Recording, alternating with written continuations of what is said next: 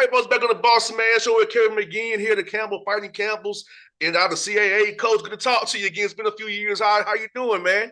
I'm doing great, man. Good to see you. Yes, sir. Coach, let me ask you, man. You're in year 12, been in one place in today's college basketball environment. What's the key to your success, man? The secret sauce, man, to be in one place 12 years, man.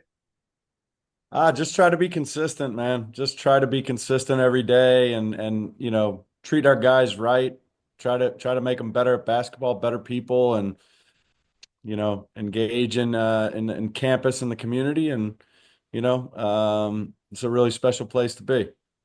100%, coach. And for you, let me ask you this, coach. You took the job in 13, and for you, how has the game changed over your 12 years, in your opinion, from recruiting wise, on court play, the players? How has it all changed for you? As you seen this game kind of change in the time you've been there? Well, I mean, I think from an X's and O's perspective, I think things have there's way more detail in game planning across the board. I think, because ball screens have become such a big part of uh, college basketball, basketball in general. I think, it took a little time for the defenses to catch up to the offenses when that became, a big part of how the game was being played. And now it's, you have so many different ways to, as you see in the NBA, like there's so many different coverages and all that kind of stuff from an X's and O's standpoint. From the rest of the game's probably changed way more, with, the transfer portal and NIL and all the things that have made the job much more of a transient type thing, with just a lot more new players consistently going through programs. And so, it's important to lean back on your foundational things, your kind of your core values and your I think it's really important to recruit well, but to recruit targeted to what works for you, and then most important is finding kind of the right people to be on the ship with you. Because I think there's nothing worse than walking in the gym and you're worrying about headaches or things like, you know, maybe it's academic or off court stuff or, guys that want shots and, like trying to have a culture that's built. But I think it starts with your selection process and trying to find guys that fit your program.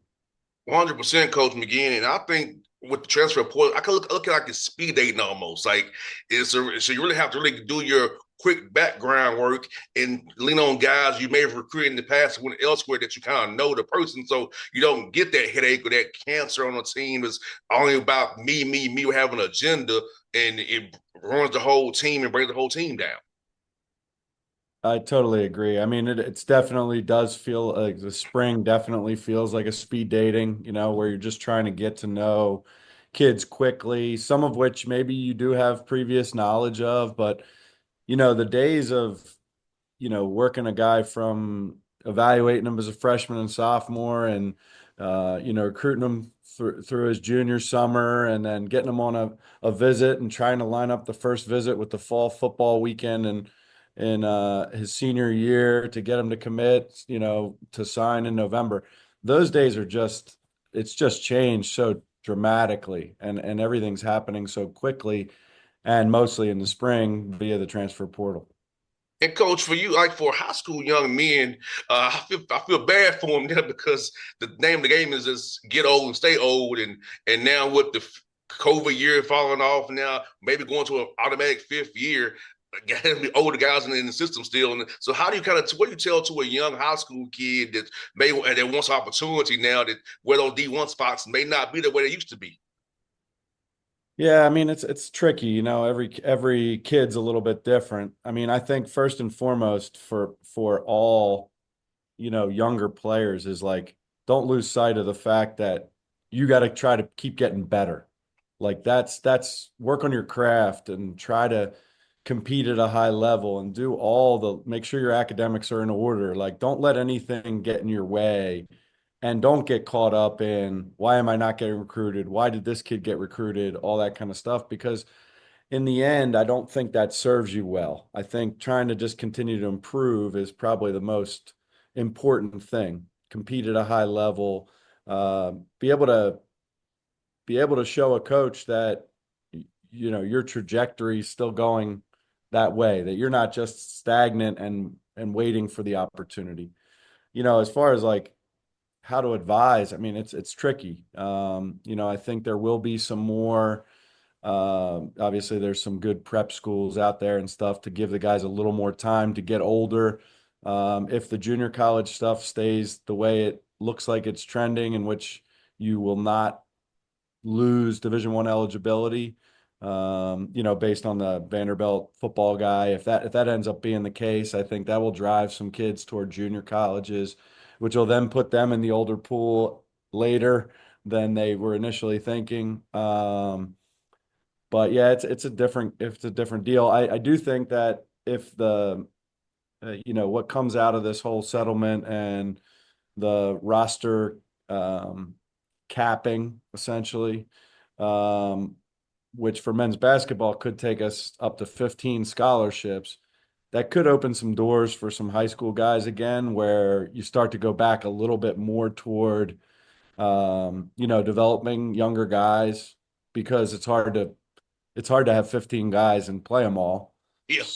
So that might be start to become more the model again, and rather than just collection of as much talent within your group as you can, maybe working a few guys back into that developmental pipeline. But, we're not going to know that until everything's sort of sorted out, and it's all based on what we're hearing and what we think might happen at this point. Once we get official word that that may happen. I mean, in other sports, it's like it has different impacts in every sport. Like, baseball's going to go to 34. Well, they've been sitting at 40. So that's a roster reduction. However, they're allowed to give scholarships up to 34, which they were only able to give 11.7 before. So it's kind of like that works both ways. You got guys that are probably really good players that are not getting money in baseball and are going to be, might be looking for a home here, after the spring. And it's like they're really good players. So I think every sport's a little bit different. And as all this shakes out, I think we'll have a better understanding of how to approach it.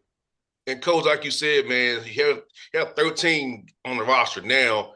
And like I know in the NBA, most teams are playing between 8 and 10 guys, depending on now Memphis plays 11 guys, which is crazy. But Memphis 11 gets 11. But trying to, I think you're gonna be 8 or 9 guys you're gonna play. So if you have 15, these guys gonna have to really be those stay ready guys, great practice players, develop guys. So you say it's gonna get a little trickier. You know how guys want to coach immediate gratification, but that's those that coming in. Hey, if it's 15, we only can play 8 or 9 or 10 of you at max, not 15. Right. Yeah. I mean, there definitely will be a mindset shift. However, I do think that, that kind of does go back to the development. It's like opportunity, and then, developing within a college program is a valuable thing. So, it may end up having a recentering effect to this whole thing, which right now it doesn't feel like we have a center ground because, I think everybody's looking to be older all the time. And coach, talk about this piece. Having you have a new roster pretty much every year now. So how important is it those summertime to really build up bond, build that chemistry, build that camaraderie? So come fall and when school starts in August, and then fall practice starts a little bit right there after in September, getting ready for November. How important those time and those hours, those workout sessions, those training sessions in the dining halls, to build a camaraderie because we got a collection of guys coming together, returners and new guys trying to mesh them all together for the one common goal, which is to win the CAA and then go to the big dance in March. Yeah, I mean it's really important. I mean, really, honestly, time together is the most valuable thing. It's important on the court. Obviously, you're trying to get your concepts established and your sort of your foundational core values, but basketball wise, get that stuff sort of implemented. But then I do think there's a great value in, like we've done paintball and, guys go bowling and, we've had cookouts at my house, like different things to bring them together so they can get to know each other in a different way. And again, I think a lot of it goes back to trying to find the right people, people that are ready to embrace whatever it is that you're emphasizing and that is your culture. And then you try to put those pieces around to kind of complement and supplement all that stuff so that they can be as close knit as is possible when you're playing basketball games, which feels like a long way off, but the days of, you know, my freshmen are going to make that sophomore leap, and my juniors are going to be my guys, and my seniors are going to be my leaders, and that it's just different because there's a lot of new mixed into all that, even though they might be experienced. And coach, as his coach, you're currently on a 5 game winning streak, and I want to ask you what triggered this streak for you guys. Kind of what are you doing well on the court that's really helped you win these games, and also did that Christmas break, those 11 days you had off between that December 18th game, kind of get yourself self-scout a little bit, kind of see what you've been doing, kind of work on you guys when you get off Christmas break to kind of say, hey, give you a little reset and refocus here to kind of jumpstart just say, hey, you're next 7-3 in conference play in 5 games in a row here. Yeah, I mean, I think when you go back, we've never had a long break like that before, and it's hard to say how it's going to work out, right? Um, it just was the way the schedule fell for us this year. Scheduling is a tricky thing, and it ended up being, I guess, a little bit of a blessing in disguise. I think it was a little bit of a mental reset for our guys. I think that when we came back and got to work and then went into that North Carolina game, I thought we played really, really well and competed at a high level. We lost the game by 15, but it was a tight game.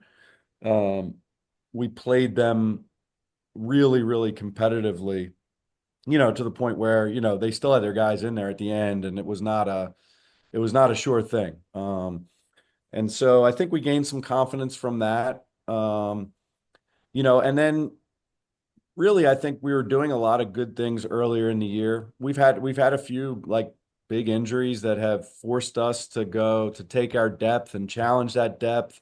And hopefully now we're coming out on the other side of that to where it can really help us down the stretch of this season. I think we were playing pretty good defensively all year. And we just really weren't making a lot of shots earlier in the year.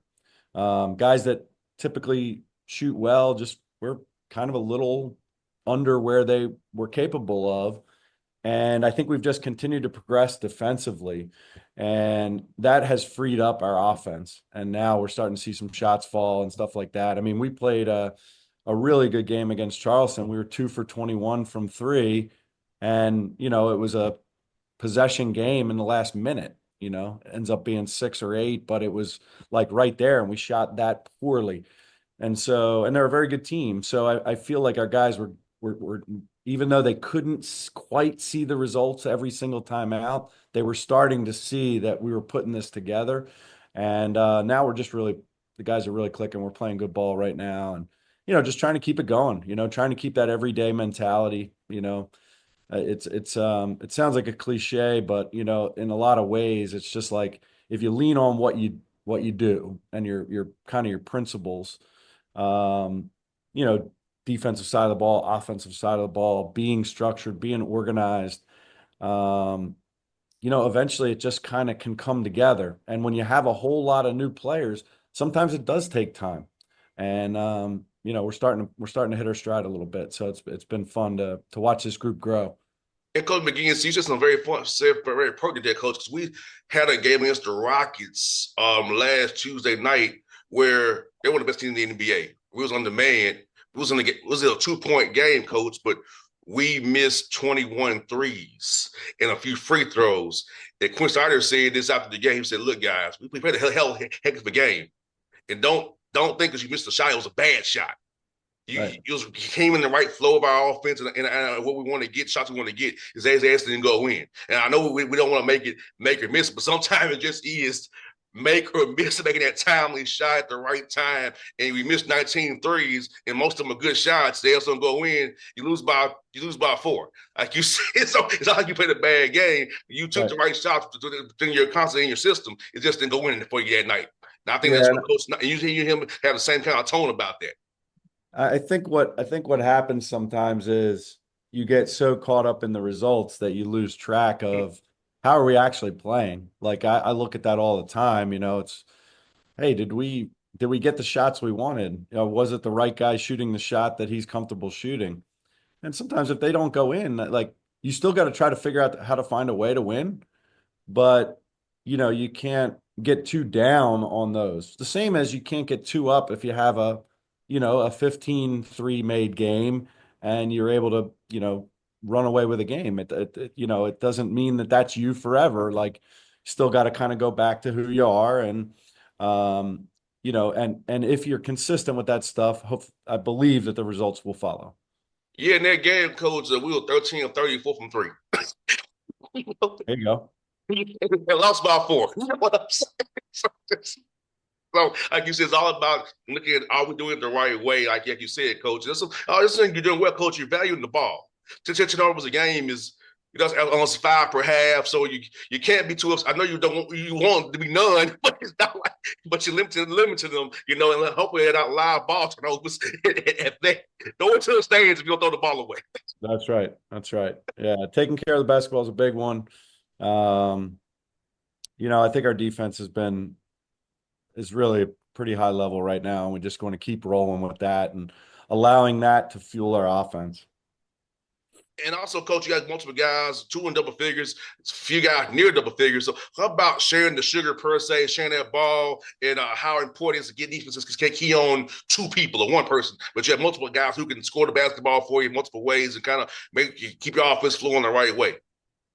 Yeah, I mean, that's kind of how we're built, and that's how we've always been. And, it's always been important for us that, um, even like shoot, we had Chris Clemens. He averaged, 30 a game and is the third all-time leading scorer in Division I history. And we it was never like, oh, well, Chris got to go get us 30 and we'll win. Like we just don't think about it that way. And that stays true to this day. It's about sharing the ball and putting yourself in positions and then reading the defense. Our offense is so read based. We're playing a lot faster in transition, trying to put pressure on defenses, allowing our defense to, get us going with turnovers and steals but really it's about, sharing the ball. And when, if the right thing is for you to shoot it, you shoot it. And if the right thing is to throw the ball out to the next guy, that's what you should do. If he's got he's got a one more that's better, he's got to do that. And I think when you have that, and nobody's really concerned about who does the scoring, it can really kind of, you know, it can kind of build within your team. Coach, I'm curious about this. I got 2 more for you. What's been one of them? I'm curious about this. You play Thursday, Saturdays, so prep wise, Mm. how do you go about the prep week when you got another team right there Saturday after that Thursday game? So you all in on Elon on Thursday for Thursday. Do you kind of mix in some A&T stuff in your drill work as well to get so you're not just blind on Friday doing a walkthrough or trying to get if it says have a tough game on a Thursday night, double overtime or something, you can't want to get Right. on the court. So how do you kind of prepare your team for that Saturday game when you get that so close right there back for you? This week we're fortunate. So A&T is a Monday, Okay. but typically you're right. It's Thursday, Saturday, and it's challenging. I mean, there's been some times where on a Monday we'll mix in some Saturday stuff, just not necessarily talking about specifics or personnel, but maybe some concepts so that when we go back to it on Friday, it's not brand new. But every team in the league's in the same boat. It's a little more challenging when you're traveling with it. So if you have a Thursday, Saturday, both on the road, because you're dealing with hotels, changing hotels, moving, uh, practicing wherever you can. Sometimes it's at the Saturday schools arena. Sometimes it can't be based on your travel. But typically that Friday just because of the wear and tear of the Thursday evening game. And usually the Saturday games are afternoon, is much more of a mental prep day. I mean, at this point in the season, you've seen a lot and you've done a lot. And so you can tap into some things that are familiar with regard to preparation, usually. Not always, but usually. And if it was one that was super unique, that would be probably a day where we'd use that Monday to help us out, or in order to get a little bit ahead. But a lot of times, like we played 2 weeks ago, we played Stony Brook Thursday, we played Hofstra Saturday. I mean, we were at Hofstra for maybe 30 minutes and walked through their stuff and really just got the guys some shots up in the arena in order to get familiar with it. And a little bit of it's like, you got to be aware of the physical side, but also the mental side of, being your best on that second game. Well, that's something for your coach. And you all went from the Big South to the CAA. So talk about that transition for you in the program and kind of recruiting a different kind of player going from the Big South to the CAA, how that was for you and your staff. Well, I would say the biggest adjustment for us going to the CAA was just the physicality of the league was on another level. And I believe, and I've said this before, and I don't know that it's necessarily like intentional or thoughtful in any way, but I feel like the CAA is maybe officiated a little bit differently. Just like the physicality is sort of part of it. It's okay. I mean, and we're fine with it, but there was an adjustment last year. Things when, we would go to drive the baseline and, guy puts two hands on you. Back in the Big South days, that was sometimes a foul, and it wasn't in the CAA. So we had to adjust to that. And I think we did. And I think we attacked this off season from a recruiting standpoint, just looking for more depth of physical athletic guys that could, handle the rigor of what we knew was coming. And I think that's pretty natural. It's like if you went from, I don't know, pick a conference. You went from the maybe OVC to the Missouri Valley Conference. yeah, or like the A10 to the Big East. Like Yeah. there would be different. It's just the style of the conference. Mm-hmm. So it doesn't seem like it should be that way. It is like, the old, what's the NFC conference in football with the Bears and the NFC North, the Central. Central, North, whatever. Like there was always traditionally like a physical run game type. Well, Mm-hmm. it probably started because they all play in weather that's not great and passing's not going to. So they leaned into their strengths. So it's similar to that in that I think leagues do get styles over time, and and then everybody's trying to keep up with everybody else to make sure they're ready to be able to handle that. And but the CAA is definitely a very physical, athletic league, and I think we've done a good job of finding guys that fit that and adapted our style to fit. Well, Coach McGeehan, it's good to catch up with you again. I hope we're talking again in March. Hopefully, you go on a good run there. Go to the biggest celebrate, go to the big dance, man. So, thank you for doing the show again. I hope to talk to you more often, Coach. That's because Absolutely. I have some gaps in between we did inside. But it's fun catching with you again, Coach. So it's good to chat with you, man. Absolutely. You just let me know. I'm on anytime you need me. Thanks, Coach. Appreciate you as always, Coach. Thank you. Take care. Bye bye.